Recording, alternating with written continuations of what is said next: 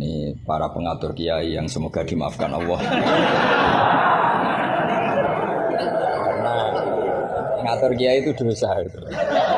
Jadi kalau senang kiai itu wajib, tapi kalau ngatur kiai itu dosa. Jadi semoga ini dimaafkan sama Allah. Sahabat-sahabat sekalian yang berbahagia, rasanya sulit untuk memperkenalkan siapa beliau. Satu, karena beliau memang sudah terkenal. Saya selalu bersyukur kepada Allah Subhanahu wa taala yang telah menciptakan YouTube, yang memungkinkan orang-orang yang tidak dilirik TV bisa masuk ke sana, sehingga kita bisa mengambil banyak manfaat dan ilmu dari beliau. Ya, beliau sangat terkenal sekali ya kalau di YouTube. Saya lumayan sering mengikuti pengajian dari kiai. Cuma kalau boleh kritik langsung kritik aja ya kiai. Jangan terlalu banyak jawanya.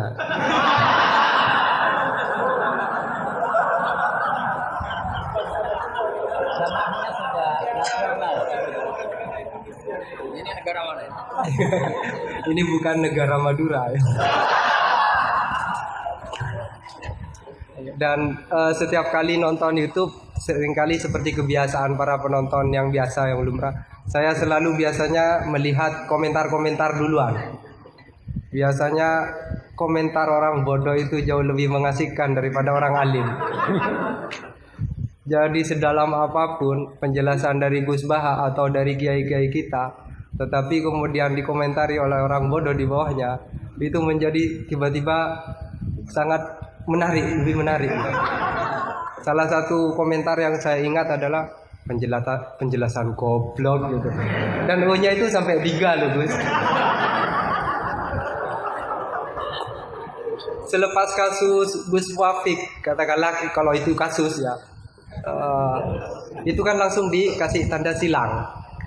Nah konon berikutnya adalah kiai yang sedang hadir kita ini. Itu sudah siap diincar, akan dikasih silang juga ya. Mudah-mudahan hafizahullah. Tapi semoga Allah selalu menjaga beliau, disehatkan terus, amin. Sehingga kita bisa banyak terus berdiskusi dengan beliau. Jadi tadi di WA itu beliau katanya mau hadir di sini dan saya kebetulan ditunjuk tolong jadi moderatornya katanya. Temanya apa? Temanya fikih dan tafsir. Saya takut kebalik, apa tafsir dan fikih. Takut ada bedanya. Jadi tapi ngomong-ngomong Mahat Ali di sini jurusan fikih dan usul fikih.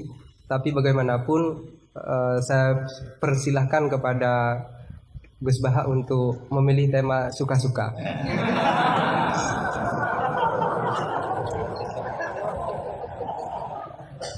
Kepada beliau kami haturkan waktu juga suka-suka, tapi tidak boleh lebih dari 1 jam.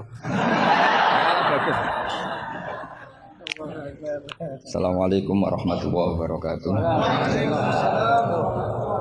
Rabbi zidni ilma warzuqni fahma amin ya rabbal alamin. Allahumma shalli wa sallim ala sayyidina Maulana Muhammadin wa ala alihi wa sahbihi ajmain, amma ba'du. Ini para pengatur kiai yang semoga dimaafkan Allah. Karena ngatur kiai itu dosa itu. Jadi kalau senang kiai itu wajib, tapi kalau ngatur kiai itu dosa. Jadi semoga ini dimaafkan sama Allah.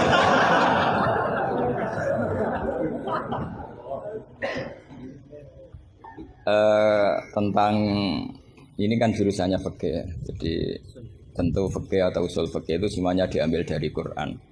Bisa dikatakan fiqhul Quran atau minta fasiril Quran, tentu umurun fikih, tentu sesuatu yang terkait dengan apa? Fikih. Semua orang mufassir itu pasti menguasai fikih. Saya itu bisa tafsir seperti ini itu ya barokahnya. Saya itu setengah hafal i'anah.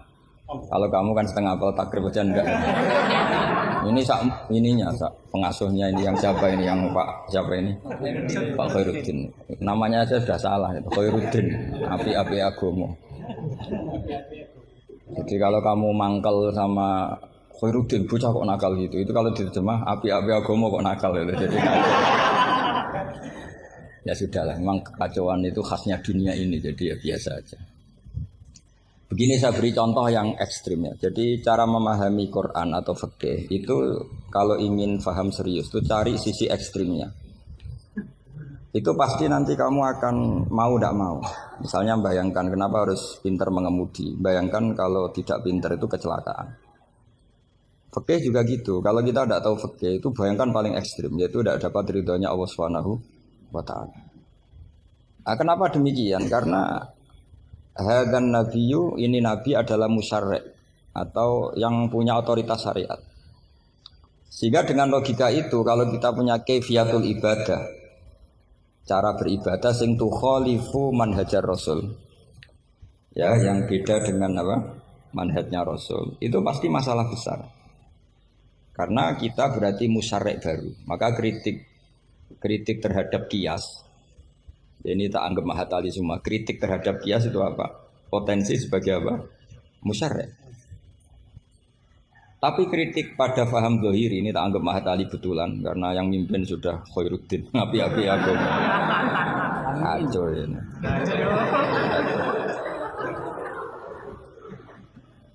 Jadi misalnya begini. Sesuatu yang sama itu kadang berdasar riwayat itu ketentuannya beda. Misalnya kalau kita pakai urutan dosa akbarul kabair, satu itu al-isyrak billah. Kedua adalah qatlul mu'min. Ketiga adalah az-zina.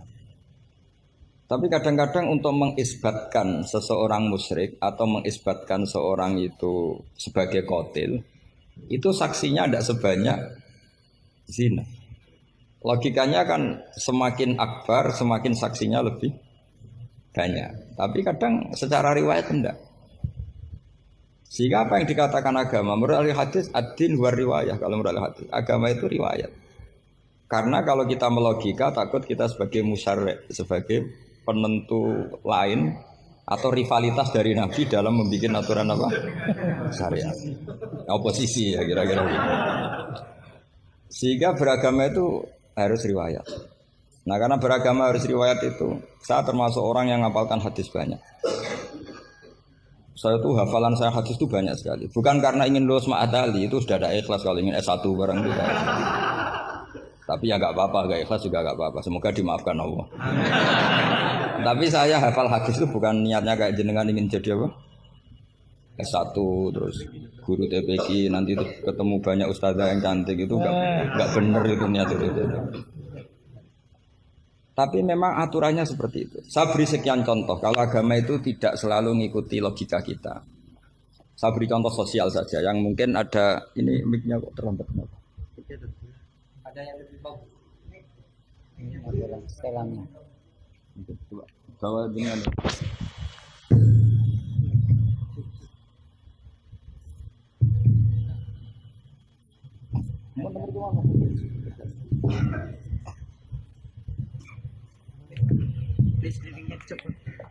oh, itu. Amin Gus. Oh, ini pengatur dia. Ini ikhlas. Oh ini ikhlas katanya. Bismillah saya teruskan. Saya memberi contoh logika sosial karena ini yang paling mungkin dalam perdebatan ijtihad. Kalau ubudiyah kan kita sudah taslim ya, cara sholat pasti seperti itu. Tapi saya beri contoh sosial. Menurut Anda jujur itu baik apa enggak? Kita pasti mengatakan jujur itu baik.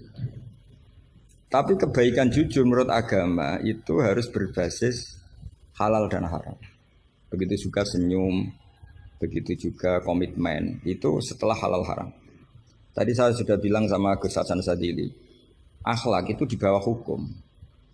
Andai kan senyum itu ibadah, itu orang-orang nakal yang rayu lelaki hidung belang, itu semuanya tukang senyum. Kadang ustadzah sering merengut karena kurang bicara atau apa tidak tahu. Nah, nanti kalau senyum itu ibadah berarti mereka lebih sering ibadah karena sering senyum. Itu kalau sampean maling tidak konangan lapor ke pimpinan, mesti dianggap wah kamu bagus. Karena maling tidak konangan. Tapi ya bagus dalam konteks maling. Kamu judi kemudian kalah, kamu bayarkan sama yang menang. Kamu ya dipuji, pejudi yang baik. karena berkomitmen. Nah kita tidak pernah tahu sebetulnya kata baik itu harus berbasis syariat. Sehingga kita tidak pernah muji senyum itu baik, berkomitmen itu baik kecuali ba'da'an wa faqadzalika kullu syariat Rasulullah sallallahu alaihi wasallam. Sehingga istrinya Nabi itu diajarin syariat itu beda dengan logika. Jadi kalau mbak-mbak ini yang cantik itu sering senyum sama Ustadz ini Pak Khairuddin itu haram. Karena dia pasti GR dianggap cinta. Nah, itu kesunatannya merengut. Itu secara agama kesunatannya itu merengut. Apa bahasa Maduranya merengut tuh? Saya beri contoh, tidak betapa agama itu riwayat. Ya nisa an-nabi lastunna ka ahadim minan nisa. Ini taqaitunna fala takhdu'na bil qauli fayatma alladhi fi qalbihi marad. Wahai para istrinya Nabi, jika kamu ngomong sama lelaki lain fala takhdu'na bil qauli, jangan terlalu sopan. Takhdu'na itu dari kata khudu. Karena kesopanan seorang perempuan cantik pada lelaki yang enggak benar itu mesti ditafsirkan yang macam-macam. Jadi kalau mbak-mbak cantik bilang, "Monggo Pak Ustadz Khairuddin mampir ke saya." Wah, pikirannya meskipun ustadz itu mesti pikirannya kemana-mana. Padahal tujuannya mbak-mbak itu mau tanya bab istikhadah. Tapi ini mesti enggak Khairuddin lagi pasti. Udah agak-agak Saruddin. Sudah otomatis.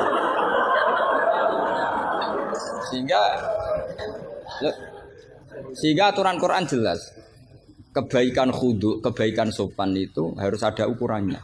Karena takutnya faya toma alladzi fi qalbihi marad. Orang yang hatinya sakit melihat senyumnya perempuan yang niatnya sopan sekalipun ditafsirnya yang macam-macam. Itu juga fiqhul Quran. Makanya basis kita adalah mengenali fikih itu halal haram dulu secara riwayat. Seorang lagi secara riwayat, jangan secara akal. Kalau selalu pakai akal, mungkin kita naif. Misalnya begini, ayam yang menurut misalnya pakar kesehatan dianggap terindikasi flu burung. Sementara bekecot yang menurut madzhab Syafi'i haram, kemudian malah ditetapkan sebagai makanan bergizi. Andai kan kamu jadi mufti yang mengikuti ilmu ahli gizi atau kedokteran, kamu mengatakan apa coba? Terus kamu sok ahli usul fikih karena Mahatali baru masih seneng-senengnya dalil al-hukmu yaduru ma'ilatihi wujudan makamu.